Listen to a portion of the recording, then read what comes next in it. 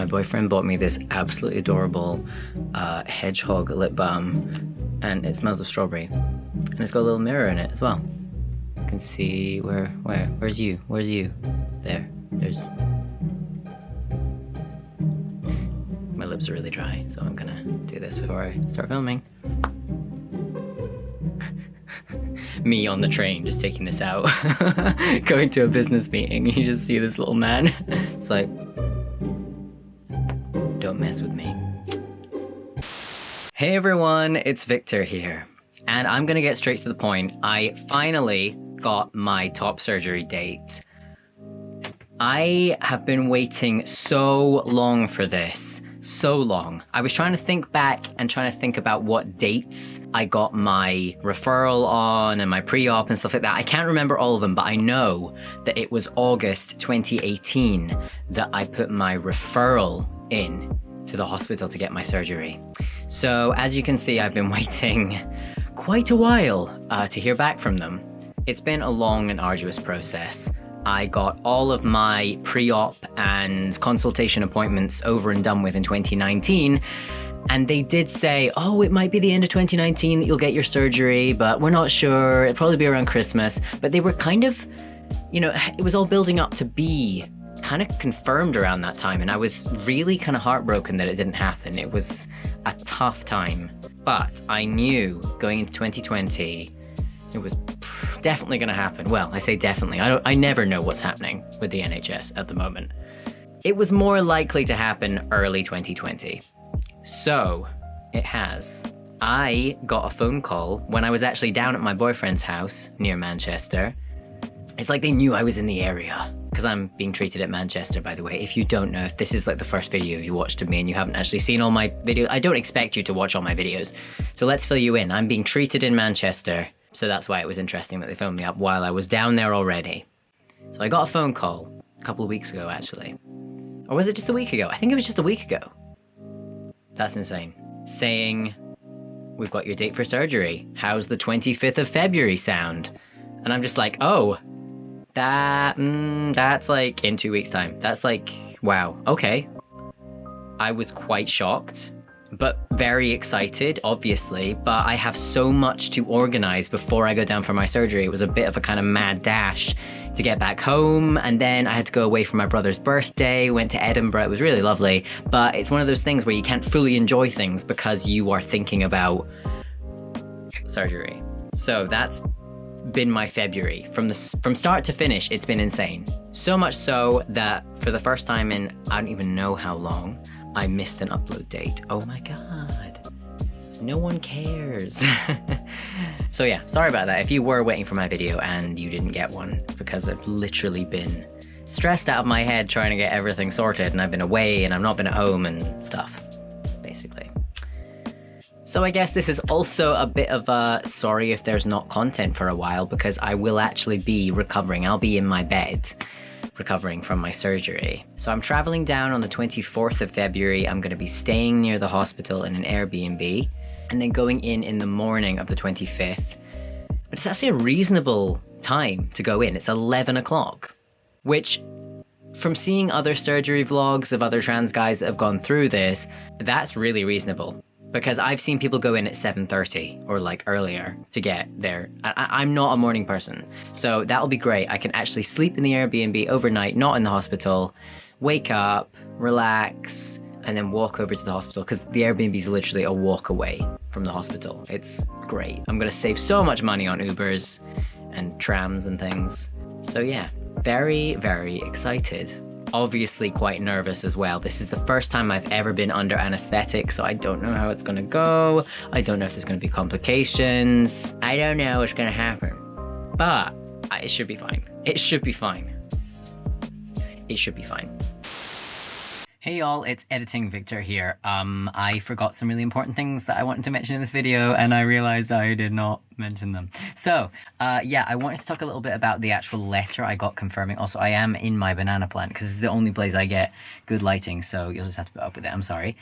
So yeah, I got a confirmation of the time and everything that had to go in, but it also says, it gives you my fasting instructions, so this is kind of important for surgery. Depending on what time you get it, they'll give you instructions as to when you can eat and when you have to stop eating. So for me, I have to stop eating up till 7:30 a.m. That's when I have to stop. So I can have like tea and toast in the morning. I don't know if I actually will eat anything. I probably won't feel like it. And it says after 7:30, you should not eat, chew gum, suck sweets, or smoke. So that's like, you know, really important. This is all just like if you're going through the same thing or if you're waiting for this letter, just something to prepare you, really. And it says after 11, which is the time I'm heading into the actual, you know, bit in the hospital, the actual room. It says do not drink anything, refrain from alcohol the day before surgery. So yeah, there's like a few things you've got to make sure you're doing, and also bring your medication, all the medication you're taking. For me, it's only testosterone because I don't take anything else, which leads me to an interesting thing. So I knew only through seeing other people that have had their surgery that you stop testosterone, you stop your hormone treatment before surgery. But it said nothing about that in my letter, absolutely nothing about it. And that worried me because I didn't feel comfortable with just continuing my treatment knowing that this can increase your chances of blood clots, because that's basically what happens when you're on testosterone. It can increase your chances of blood clots. So there was no number to phone for my concerns. They hadn't mentioned it in the letter. So yesterday I managed to find the number for the nurse that knows all the things, like the breast surgeon nurses, phoned them up, asked about it. Should I come off T? Like, what should I do? I'm on T gel, by the way. I changed to T gel. I'm not on shots anymore. I do daily gel. A lot of stuff has happened since my last FTM update. It's been a while. But anyway, they then proceeded to tell me that I should come off it immediately, like right now. So this is my first day off T before my surgery. And I don't like that. That's really unprofessional. They obviously didn't tell me, and they're just like, well, he's going to have to come off it now. I probably should have been off it maybe last week. So isn't that annoying? That is really annoying. But I really need to mention that in the video, because you need to check up on these things. You need to chase them up because they might not always put all the information in the letters. They might have forgotten. Stuff happens. The NHS is really overrun. You can't expect them to have every single thing that you think, you know, that they should have covered in letters or on phone calls. You have to ask. You have to know what's happening. So please, if they haven't put that in your letter, or if that's something that you notice when you eventually get the letter, bring them up and ask when you need to come off your hormones, because that's so important, because you don't want to get the risk of having a blood clot, because that could be really serious. So I'll be off T for a week before my surgery, so we'll see how that goes. But yeah, thought that was important. But that's it, really. It just, you know, basically says all the other stuff in this letter. But all right, my arm's sore from holding this up, and I'm in a banana plant, so I'm gonna stop now. The amazing thing as well is that Dan and Jay are coming down with me to kind of look after me. Dan is my best friend, and Jay is my brother. And they'll be coming down with me to look after me while I'm in Manchester. And my boyfriend Teddy will also be there on some of the days as well to come see me. He's actually going to be free on my actual surgery date, so I'll be able to see him after I come out of the theatre. So that will be amazing. I really want them to record what I say when I'm still recovering from the anesthetic, because I know that I'll probably say stupid stuff. I am going to vlog it. I am going to vlog as much as I can. Obviously, there will be restrictions. I'm going to try and get Dan to film me when I don't feel like filming. Hopefully, that will be an entertaining vlog for you, and hopefully an educational one if you're going to go through Manchester as well to get your top surgery done. The wait times have been insane. They've been getting longer and longer, and I, unfortunately, was one of the people that had to wait longer than longer than other people I've known get the surgery done before me. It's definitely got worse. For sure. So when I got this date, I grabbed it with both hands. They were like, oh, would you like another one to think it over if you're not sure when you can do it? And I was like, no, give me that date right now, please. Oh my God, because I've been so desperate to get a date. So I basically said to them, look, I'm gonna make it work. Even if something, you know, mad happens, I'll make it work. I'll be there. Goodbye. Actually, I realize as well, by the time this video goes out, I will have had my surgery, because my surgery will have been on the 25th, and this will be posted on the Saturday after that, which I don't know the date. Is it the 29th? So I will have already had surgery. So this will be like a kind of weird thing to watch, but Hopefully I'm still alive and I'm fine. That sounds really morbid, but...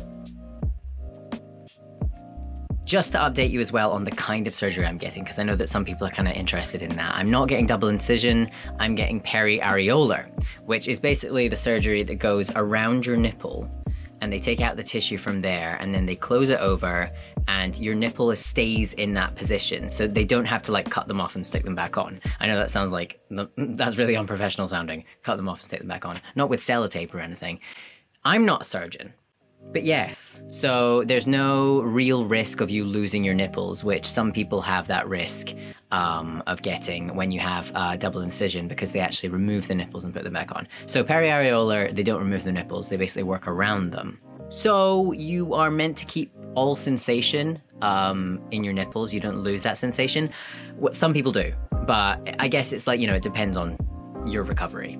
Obviously the scars tend to be a little bit less noticeable as well because they're around your nipple rather than double incision, which is quite large scarring underneath. But again, some people who recover from double incision, you can't see their scarring because it heals so well. It really depends on how you heal. It honestly just depends on that.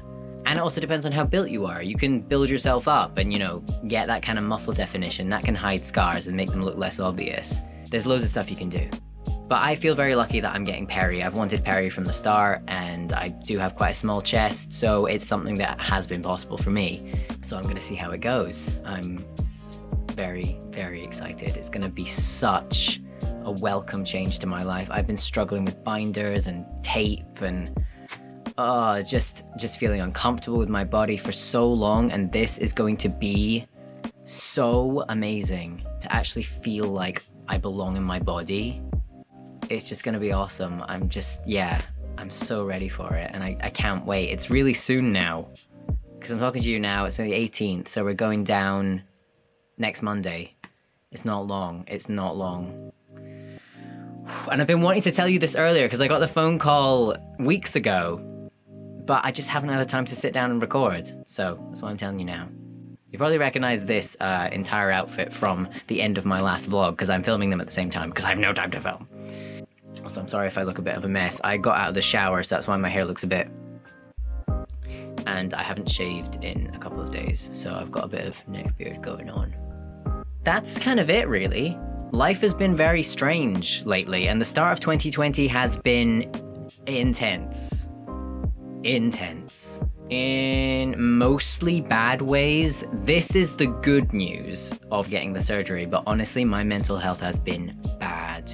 It's been bad. I don't mind telling you. I'm always very open and honest on my channel. I always want to be. Yeah, lots of stuff happened. I lost my job, which I actually made a video talking about, but I haven't got around to editing that either. But I feel like this is more important, so that video is gonna get like pushed back. So I lost my paying job. YouTube, my monetization's been going down, down, down, down. I'm not making any money anymore, so that's fun. Yeah. In terms of career stuff, it's been a bit of a downhill slope. But I'm not gonna let it get me down. I'm gonna have my surgery, I'm gonna heal really well. I'm just like willing the positivity at me right now. I'm gonna heal really well. It's gonna be fine. And I have some other plans for my life. I wanna stick doing YouTube, but I have some other things I want to do to be a bit more fulfilling for my life, because it's not been good for me. It's been bad. It's been a sucky time. You can't predict these things though, sometimes they happen, so you gotta have backup plans. And luckily I do have one. Well, a few. I'm in my skeleton onesie right now, because I want it to be comfy, because I'm all for that comfy life. And yeah, it feels weird to film because I haven't filmed in weeks. It's really strange. Filming is my life, so it's kind of odd to be sitting looking at you right now and talking to you again. But yeah, after my surgery, I feel like things are just gonna get better. It's something I've wanted for so long, something I've needed for so long. It's gonna make my life just flow easier. I don't need to worry about what my chest looks like every single second of my life, which is like what my life has been. Like the amount of times I'm doing this all the time. Any trans guys relate to that, where you're just like pulling your shirt forward so it's baggy? So yeah, Oh god, I haven't even been able to wear my binder recently. I had to wear it for my Erebos cosplay when I was at Capital Sci-Fi Con. But I haven't been wearing it. Luckily my chest is small enough that if I wear a kind of waistcoat and a baggy shirt, you can't see. My chest just looks flat anyway, which is great. But obviously wearing a t-shirt or wearing a vest or, you know, without wearing that waistcoat over the shirt, it's obvious. So yeah, my back pain got so bad with my binder, I just couldn't wear it anymore. So Capital Sci-Fi Con was a bit of a I'm fine, it's great. Yeah. It's so mad though, because I only just really came back from being in Manchester with my partner, so I'm gonna have to travel back so soon, and it feels so weird because that journey is such a pain. It's so long, and well, it's like 4 hours on the train, so it's a bit like, and I have a back issue. I have sciatica, so sitting down for that amount of time is like not great, not fun. So I'm gonna have to do that again soon, but it's fine. I'll just download stuff on Netflix on my phone and I'll just rewatch The Witcher for the 4th time.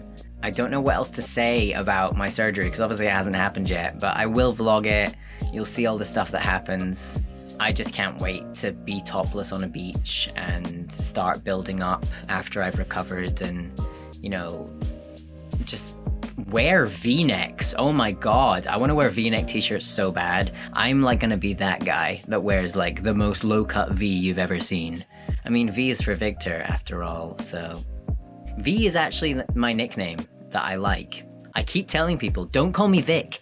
I hate being called Vic. I'm sorry. I know this is a thing that people call me Vic. I know you don't know that I hate being called Vic, but I hate being called Vic. If you want to call me anything shorter than Victor, if you can't spare those syllables, please use V, because I prefer that, V. But heckin' V-necks though. Can't wait to wear them. Can't wait to wear unbuttoned shirts completely, just loose. Love that stuff. Wearing my pendants. I mean, I kind of do that anyway, but I can only really do it if I'm taking pictures. I can't go outside and wear a shirt unbuttoned to my belly button with pendants, because that's incredibly uncomfortable for me. Low-cut V-necks, unbuttoned shirts. It's gonna be fantastic. All the things I've dreamed of and never been able to wear. It's gonna be a good time. But anyway, I think I've said all I can say. I will keep you updated. I might post stuff on my Instagram when I'm actually down there in the hospital. But again, I might be completely out of it, so I don't want to promise anything. But yes, don't be alarmed if there aren't very many videos from kind of this point onwards. It will be because I'm in my bed. Probably playing Skyrim or The Witcher or something. Code Vein as well. Now you know all my favorite games at the moment. But anyway, for now, thank you all so much for watching, and I will see you very soon.